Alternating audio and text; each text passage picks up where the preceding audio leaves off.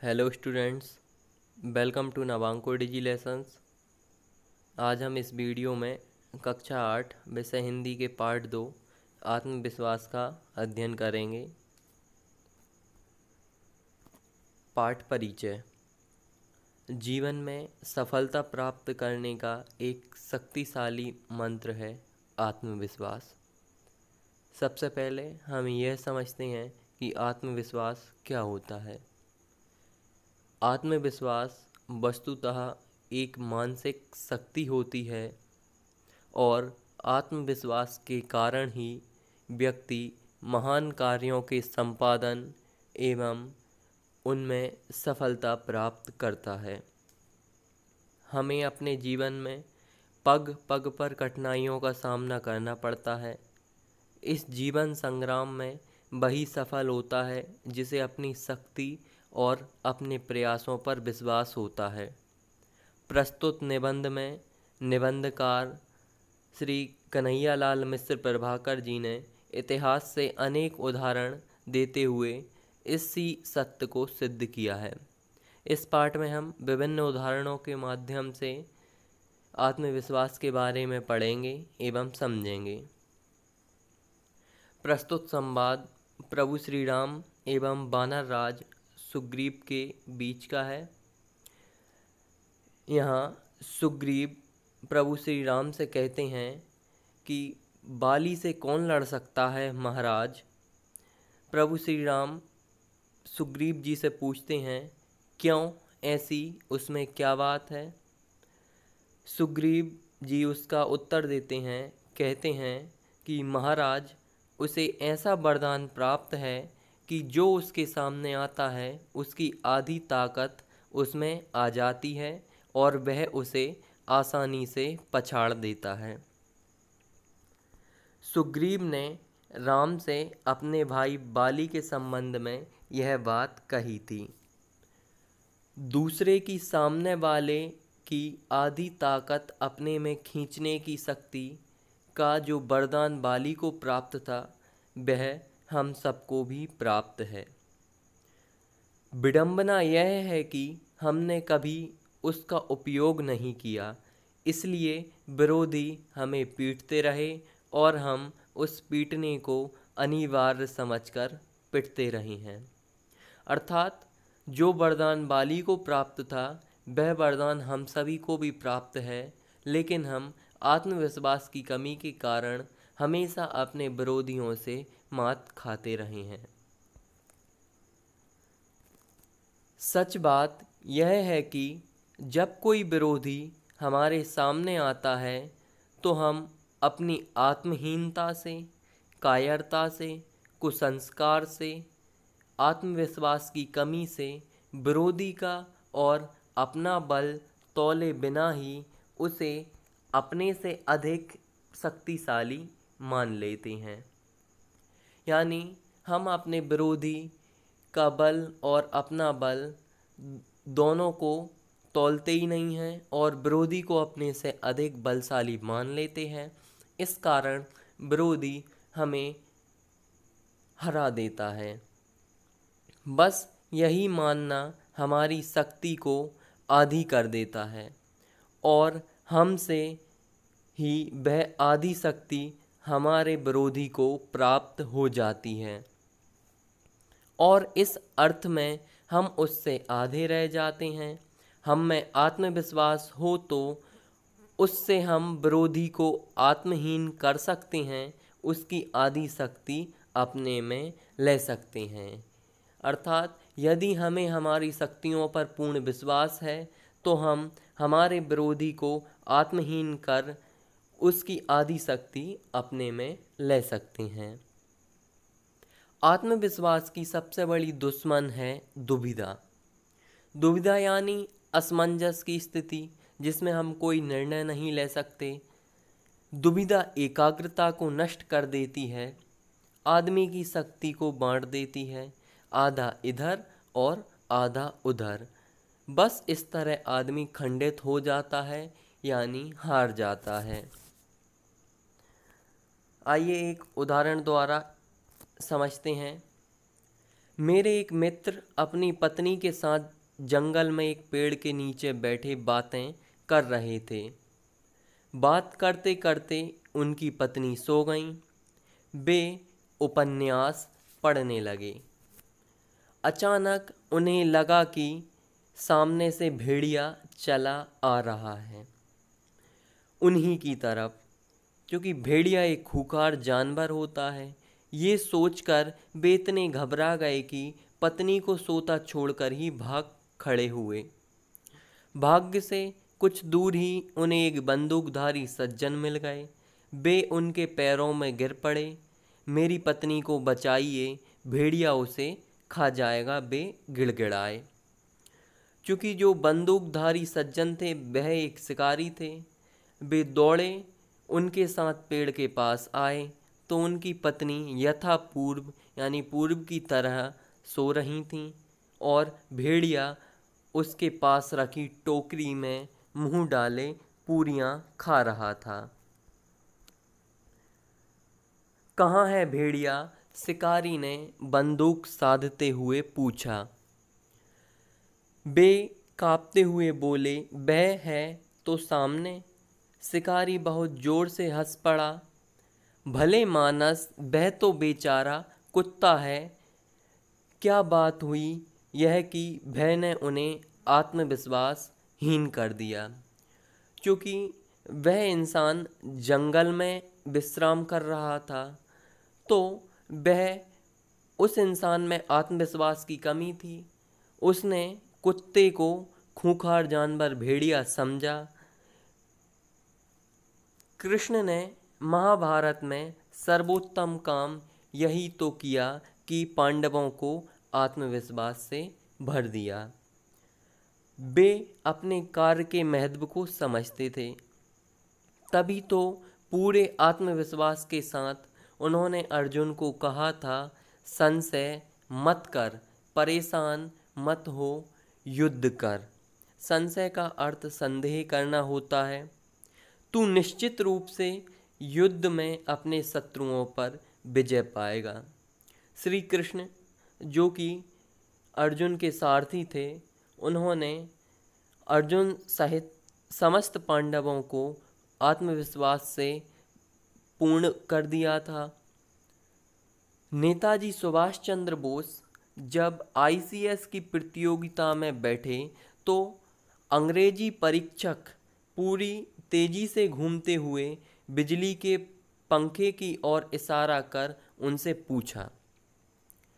ICS का full form Indian civil services examination होता है। जब नेताजी सुभाष चंद्र बोस इस परीक्षा को दे रहे थे, तब एक परीक्षक ने उनसे बिजली के पंखे की ओर इशारा करते हुए पूछा, क्या इसकी पंखुड़ियाँ गिनी जा सकती हैं? क्योंकि सुभाष चंद्र बोस जी आत्मविश्वास से पूर्ण थे, उन्होंने झट से पंखा बंद कर दिया और बोले, जी हाँ, सुगमता के साथ, यानी बहुत आसानी के साथ। यानी उन्होंने पंखे को बंद कर उसकी पंखुड़ियाँ गिनकर बता दी। परीक्षक प्रसन्न हो गया, परंतु उसने उन्हें एक बार और कसौटी पर कसा, एक बार और परीक्षा लेनी चाहिए। उसने अपनी अंगूठी उनके पास रखकर पूछा, क्या इसमें से सुभाष चंद्र बोस पास हो सकता है? यानी अंगूठी के बीच में से सुभाष चंद्र बोस पास हो सकता है या निकल सकता है? सुभाष बाबू ने अपने नाम का विजिटिंग कार्ड यानी परिचय पत्र मोड़कर उसमें से पास करते हुए कहा, जी इस तरह। यानी जो परिचय पत्र था सुभाष चंद्र बोस का, उसको मोड़कर अंगूठी के बीच से निकाल दिया। क्योंकि परीक्षक का प्रश्न था, क्या सुभाष चंद्र बोस इसमें से पास हो सकता है या निकल सकता है? तो जो सुभाष चंद्र बोस जी का विजिटिंग कार्ड परिचय पत्र था, उसमें सुभाष चंद्र बोस नाम लिखा था। उन्होंने उसको मोड़कर अंगूठी के बीच से निकाल दिया, यानी सुभाष चंद्र बोस उसमें से पास हो गया, निकल गया।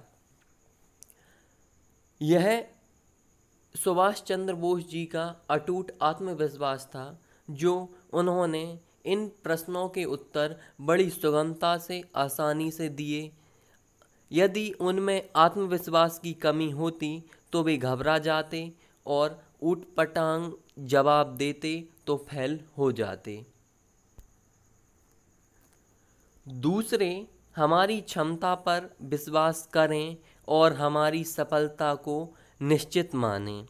इसके लिए आवश्यक शर्त यही है कि हमारा अपनी क्षमता और सफलता में अखंड विश्वास हो। यानी हम जो भी कार्य कर रहे हैं उसमें पूर्ण विश्वास होना चाहिए, उसमें किसी भी प्रकार का संशय नहीं होना चाहिए। हमारे भीतर उगा भय, शंका और अधैर्य ऐसे डायनामाइट हैं जो हमारे प्रति दूसरों के विश्वास को खंडित कर देते हैं। यानी व्यक्ति के भीतर भय, शंका और अधैर्य ऐसे डायनामाइट का अर्थ विस्फोटक पदार्थ होता है। यानी ऐसे विस्फोटक पदार्थ हैं जो हमारे प्रति दूसरों के विश्वास को भी खंडित कर देते हैं। एक उदाहरण और लेते हैं। हमारे विद्यालय में जो नगर से दूर जंगल में था, यानी एक विद्यालय जो नगर से दूर जंगल में था, 14 वर्ष का एक बालक अपने घर से अकेला पढ़ने आया करता था। कुछ महीने बाद दूसरा बालक भी उसके साथ आने लगा। क्योंकि दूसरा बालक बहुत डरपोक था, वह भूतों और चोरों की कहानियाँ सुनाया करता। इसका ऐसा प्रभाव पड़ा कि पहला बालक भी डरपोक हो गया और वे दोनों प्रतीक्षा करते रहते कि मैं चलूं तो वे भी मेरे साथ चलें। यानी पहला वाला बालक अकेले जाया करता था, लेकिन दूसरे डरपोक बालक के साथ रहकर वह भी डरपोक बन गया। तो वे एक दूसरे का इंतज़ार करते रहते कि यदि दूसरा बालक आए तो हम दोनों साथ में चलें, यदि पहला बालक आए तो दूसरा बालक सोचे कि पहला बालक आए तो हम दोनों साथ में मिलकर चलें। यानी स्वयं उनमें आत्मविश्वास की कमी हो गई। सूत्र यह बताता है कि हतोत्साहियों, निराशावादियों, डरपोकों और सदा असफलता का ही मरसिया पढ़ने वालों के संपर्क से दूर रहो।